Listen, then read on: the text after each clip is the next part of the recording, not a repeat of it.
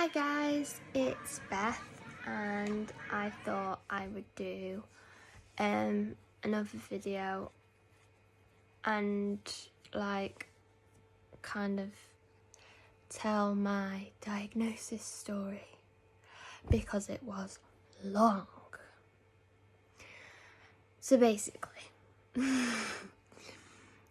whole of my life I remember either feeling sad or as long as I can remember, because I don't really remember a lot of my childhood, but I remember feeling sad or confused or angry, and I couldn't quite work out why, and I couldn't remember anything that was making me sad. I was just always worried and always sad and always confused and angry, and I'd always been called odd or strange, acting erratically, behaviour was weird, by school and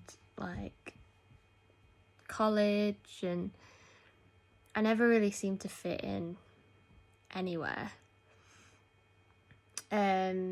Used to say that I would call myself by different names and that I would act differently and act like an animal, and they would just say she was really childish, why is she this childish, and yeah, it was tough hearing people say that about you all the time and not knowing why you're acting like this and not remembering acting like this, and not remembering really, but not being too scared to say I don't remember it. And sort of the older I got, sort of going into college, I was like, maybe there is something wrong with me. Maybe I'm I have something really wrong with me that I've been born with, and it's gonna just keep getting worse, and I won't be able to remember anything, my family or anything. So I sunk into really bad depression in college, but I still couldn't remember why, and why I was sad or angry, or why I was acting like this. And I tried to kind of rebel maybe, and go out sort of drinking when I turned 17, 18, and try and numb the pain, I guess. I wouldn't drink a lot even for my age, but I'm not really a big drinker because I'm a bit lightweight, so it was quite a lot to have. And yes, I do say a lot, I realise that. So yeah, it was really, really hard, and they just put it down to depression, the GPs and stuff never really listened, and I never really knew the whole story. And it wasn't until I met my fiance that I moved into his house, and I started to feel safe and happy, and I was actually in a place where I could trust someone and trust a man of all people, and I loved him, and I still love him, but I loved him, and I started to sort of let my guard down, and as soon as I did that, I just got awful nightmares, flashbacks, of these horrible, horrible things. And then I started to piece together bits of my childhood over a long period of time. I'm talking not just one night. Piece together bits of my childhood that I did not want to remember. Once I remembered them, I was like, that did not happen to me. I must have been making it up. I must have been dreaming. That did not happen to me. That is awful. And I really, really struggled and went into a deeper funk of depression and kind of confusion, and was blacking out constantly, and it took sort of a year for me to sort of ask for help, really. I had a close call with depression, and then I finally said, look, someone needs to do something, I'm really struggling. So they referred me for therapy. I didn't get that. I was just on the waiting list, and then they admitted to me I got lost in the system. So I rang my GP up like 2 years later, saying, I'm really struggling, you know, and I'm just going to come clean with you. Like, I'm having these flashbacks, these night terrors, these nightmares. And they were night terrors, like I would wake up thinking that someone was in my room, that it was actually happening, and then it would take my fiance a good sort of half an hour, 45 minutes to calm me down. And for me to realise that there wasn't anyone in the room. And it was really traumatic. And then I just told my GP everything, because by which point I'd built up a really good relationship with her. She was really good. And then so I just sort of said, like, I've been through this trauma, this is what I'm remembering, I'm blacking out, I can hear voices. I said, I'm really, really, really scared something is going on. And she referred me to a psychiatrist. I had an appointment within 2 weeks with her, actually on my birthday. And then that was hard. That assessment was hard. Like, the questions she was asking me was so difficult to actually talk about. And it was weird questions, like ones I wouldn't expect from a psychiatric. You expect, do you hear voices?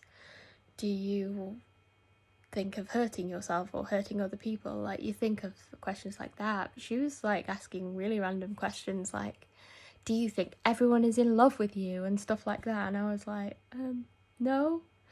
I mean, I hope my boyfriend's in love with me, but I don't think anyone else is. Yeah, so I had that assessment, and then she was like, oh, well, I think you have a condition called dissociative identity disorder. But she said I'm not too familiar with it. So I'll refer you to this other place to check for psychosis first. So I went to this other place to check I had psychosis, and all the while I was thinking, what is dissociative identity disorder? So I googled it, and the film Split came up. So I watched that. Waiting for this appointment, I watched Split, and I was terrified. And I was like, I do not have that. No way. Do not have that. Not at all. I am not going to kill someone. I cannot climb walls. I'm not the beast. And I went to the early intervention team and don't remember a lot of that appointment. And then they just wrote me a letter saying, like, and obviously the GP, but she did like send one to me. And they were just like, she's not in psychosis, like, we agree, we think she has dissociative identity disorder. And all the while I'm like, I don't have that, stop saying it. So I was really, really scared, and I just did not do any more research. I was like, I've not got it. And I refused to listen to the voices. I refused to even think about it.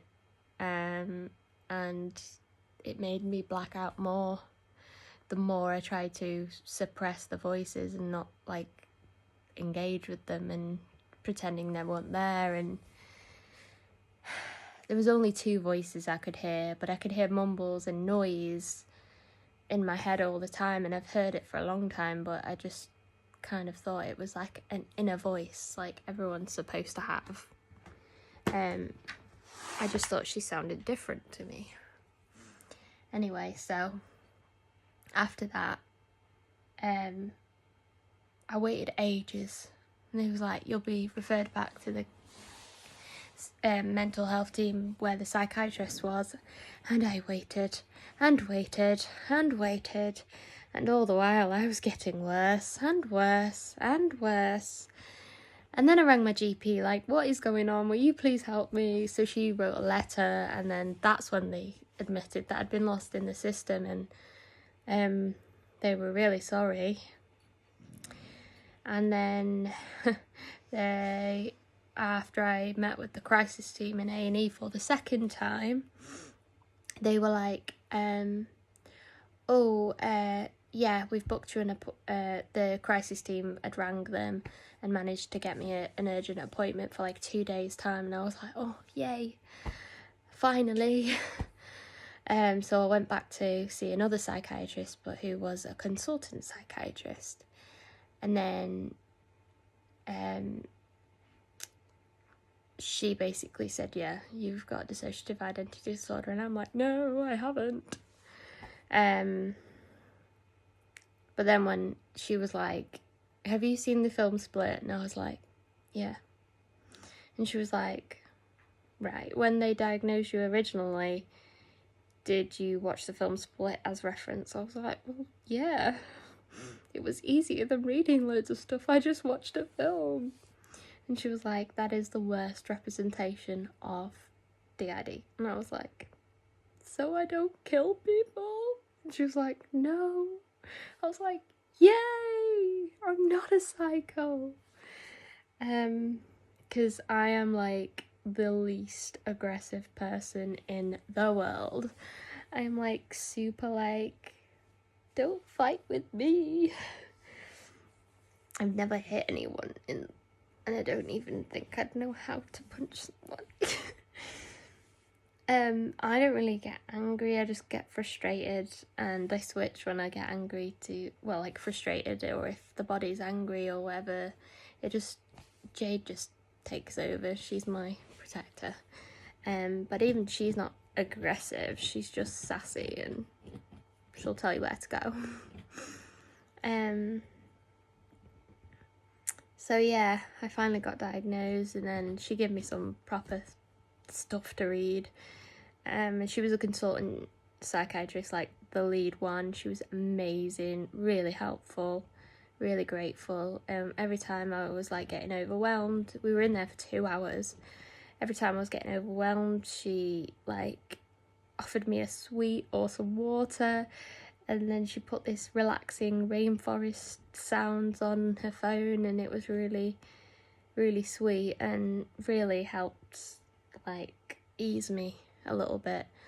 Yeah, she was great. And then they sorted my meds out because I had been on some meds for anxiety that caused depression as a side effect, which was grand. So they've changed them up, and yeah, here I am today. I have DID, and this was a while ago now. I'm talking, this has gone on for 3 years really. I've been diagnosed for, I think, about a year, and yeah, it's going good. I think I still feel a bit crappy and I still have nightmares. I've not got rid of them yet, but hopefully when therapy finally starts, I still haven't started it, I'm still on the waiting list, that I will be able to be better. But yeah, I thought I'd show my like story, because I think sometimes people don't realise how they just think, oh, I'll just go to the doctor and they'll say I've got DID, but like it's a long-winded process. Psychiatrists a lot of the time don't know much about it. It's supposed to be dead common, but there's not a lot of people that are actually diagnosed with it, and people are scared to diagnose it because they don't know enough about it, so they just like leave it. And it was like 3 people going, yeah, you've got DID, but I don't really know much about it. Yeah, you've got DID, but I don't really know much about it. And then it wasn't until I seen this consultant when she was like, you have 100% got DID, that I finally got diagnosed. And I didn't want to be. I thought that maybe I could just have some therapy or some medication and it would make it all go away. But it didn't. But I'm kind of happy now that I know what I know, that it's not scary, it's not dangerous, and I can still live a life. Yeah, it's got its struggles and it's really difficult, but I'm still here, and I've got my amazing dogs and my fiance, and all supportive, and yeah. And since I got diagnosed, I started opening up and letting the voices in, and opening up more channels of conversation. And sorry, this bit on my nails really annoying me. Opening up channels of conversation and with my alters, and I can hear Jade and Lacey really, really clearly, and I can hear mumbles from the other two littles, and then Kai I can't really hear, but I can see him in the inner world sometimes. But he's right at the back, unless he feels I'm in danger, and then he kind of comes over Jade's shoulder, just looking. I have drawn my inner world, so I will show you on another video what that looks like. But yeah, it's not an easy process. But I think that would weed out a lot of people pretending, I guess, because people don't just go, oh, you've got it, like, oh, you've got depression when you say you're sad. They say that, like, really easily.